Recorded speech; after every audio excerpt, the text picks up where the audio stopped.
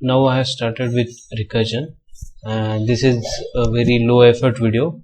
To be honest, all the videos are low effort. So in this question, what HackerRank is asking is, it will give a number, that is x, and it will give us a power like n, and we need to find a unique pair of numbers whose power will be equal to n and whose sum will result into the given number, that is x. So in this case, they have given 13 and n is 2. So we have to respond like 2 to the power 2 plus 3 to the power 2, and we have to return number of possibilities in this case. So here the question asks number of possible combination. So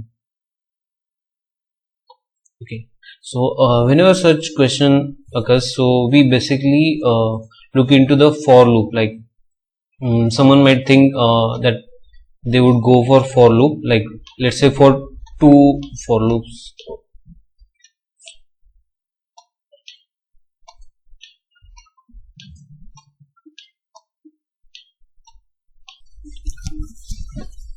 So one could think in these terms, like they will return, like they will check.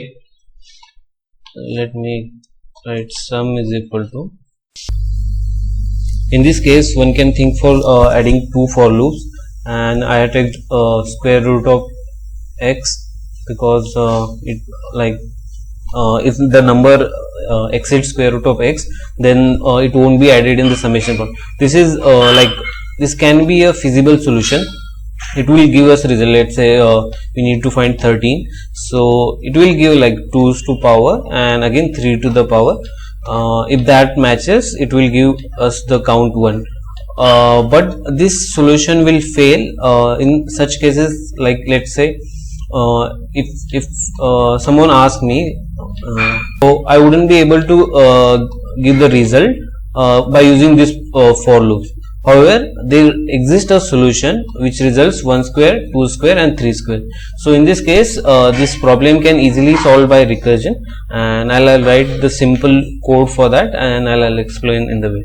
Look at the problem. The problem is asking us the ways in which we can give the particular sum. So one of the example is given like 10, that is x. Let me write down. X is equal to 10. Then power n is equal to 2, and we need to find number of ways in which we can get x by using squares of the numbers. So we know there exists one possible solution, that 1 square and 3 square. So how do we get to this particular solution? So we basically know that we have to add. So now if we have to look at the recursion, we want to know the basic conditions, like base condition.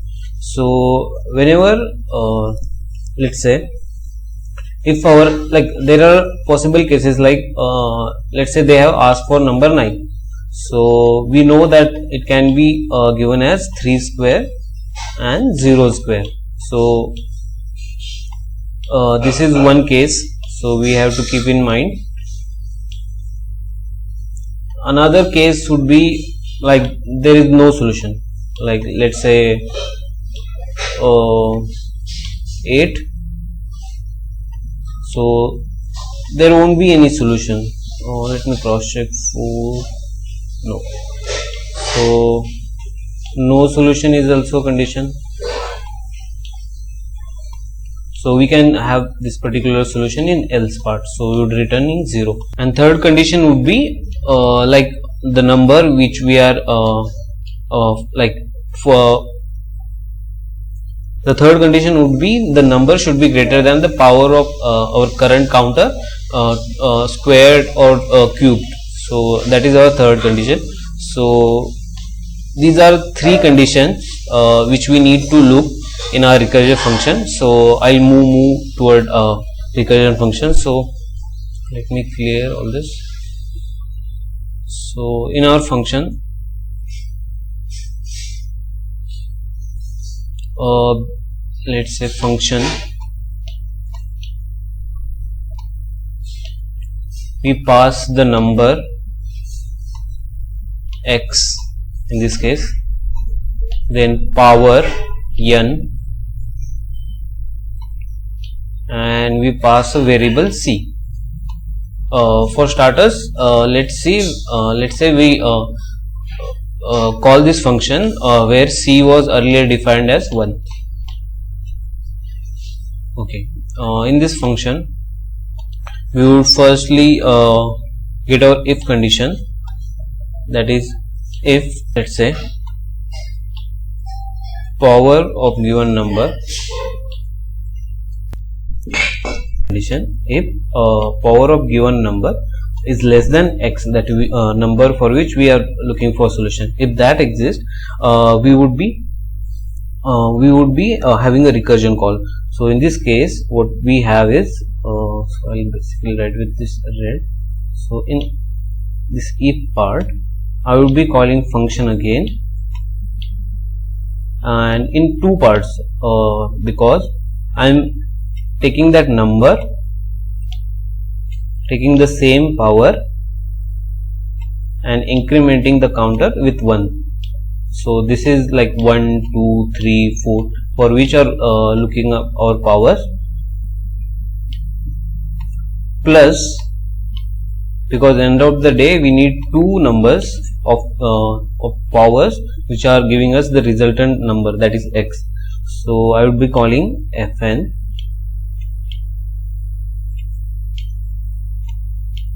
x minus, let's consider for the simplification this part as y, because I don't want to write the same. So because let's take the example of 100. So what would happen is, in 100 case, let's say 6 square plus 8 square. So in recursion we have to take a decision, and if you know the choice diagram, so we have added this part in this case. So it is similarly that the x part is this, y part is this, we would be minusing that, then again num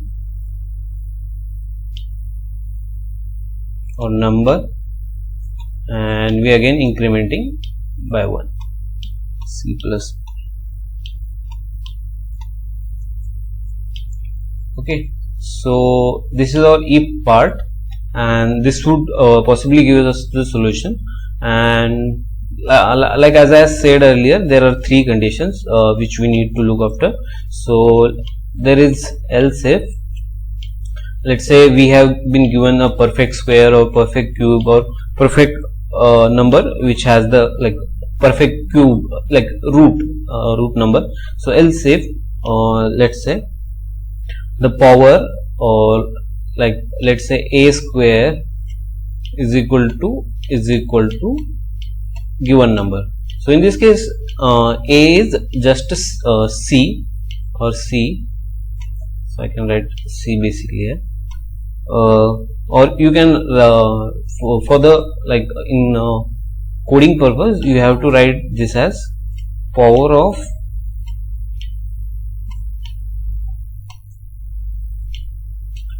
our c and n, because we are incrementing n. So this will basically check for every condition. So if that matches, this will return us 1, and in else part, if there is like no matching condition, then that particular condition would give us the 0. So basically check the recursion tree diagram for this. Okay. So this is the recursion tree diagram which I was talking about earlier. So we would be having a function, then number, then n, the power, and then count. So this will basically be divided into two parts. Again function 10, 2, and like count is incremented 2, plus the second part, that is function x minus power, that is in this case c is 1, so x minus 1, then again n, and we would be incrementing power c plus plus. So after that we will be solving this particular tree and we'll come to this part as well. In the second part, if you look at the recurrence tree, so we know that 10, 2, 2, so we would basically check the condition here, like 3 square, like 10 minus 3 square is a positive and 10 is greater than this condition, so we again go into this, plus we minus that particular 3 square from the 10 and we have this. So after that 4 square would be 16 and the condition would not be met, so we would go into else part and that would give us 0.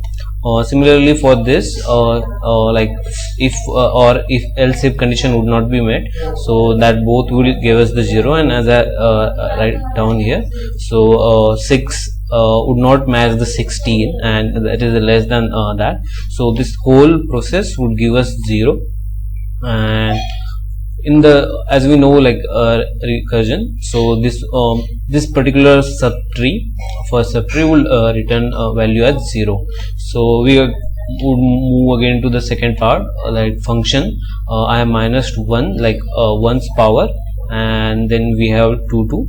So here basically we would be having 9, 2 and 3, and in second part we would be minusing that, and second condition would be function, we would be minusing x minus then 2 and 3. So this particular tree or any process from here would give us 0, and as far as this condition is concerned, let me highlight it, this particular part, so this will go into the else if part, so we would be having 9 minus 9, and in that case we would be returning 1, so this is else if case, so it would return as 1, and we will basically have 0 plus 1 and 1 is for this case. So I'll write code for this so you can easily understand things. So let's start coding. We know that we would start with including library files, stdc ++.h, so it contains all the library files, so we do not have to add multiple library files using namespace std main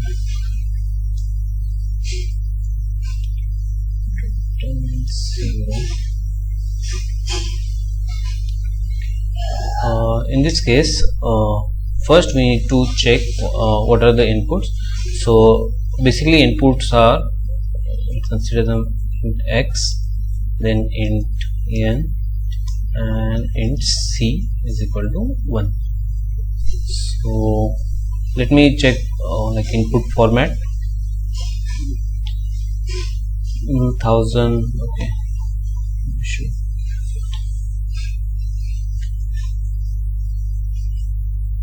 Number, okay, so we have very simple input format, and the numbers are, the x is 1000, so I don't have to take long or any big number set. So sin x, after that sin n, and after we would be calling function. In this case, as I mentioned earlier, I would be passing x, then n, and our c, that is 1 in this case. So, and we can store the result in, let's say, int arrays result part,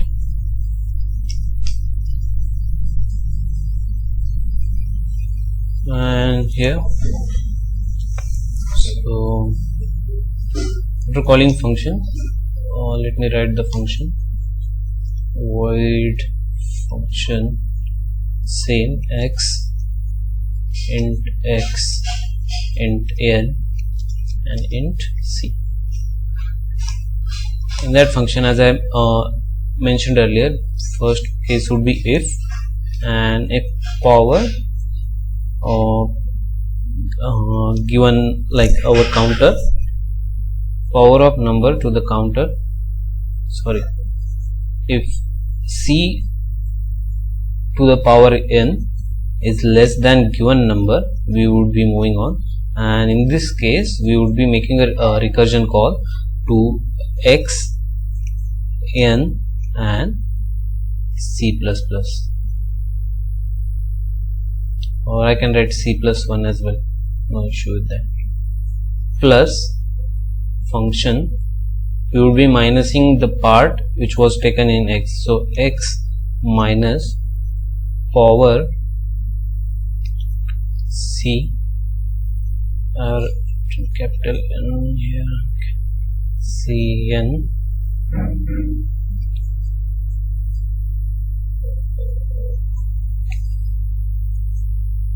again n and c plus 1.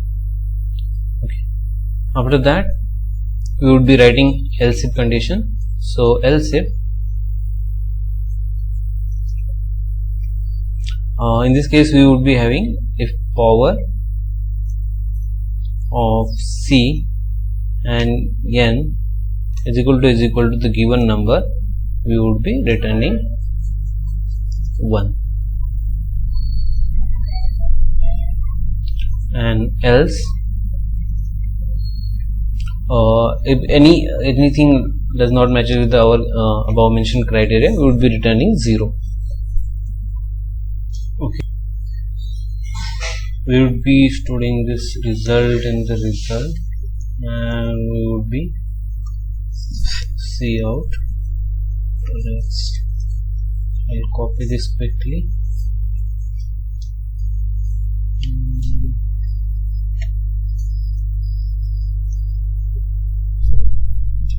Code.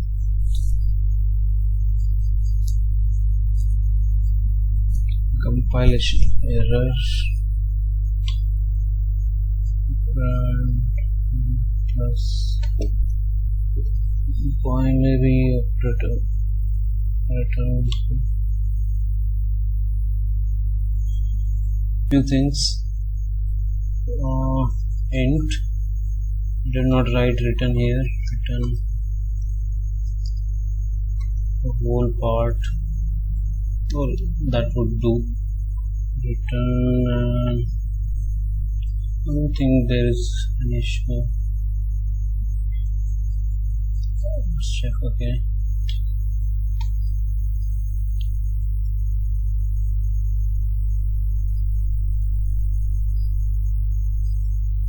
nice.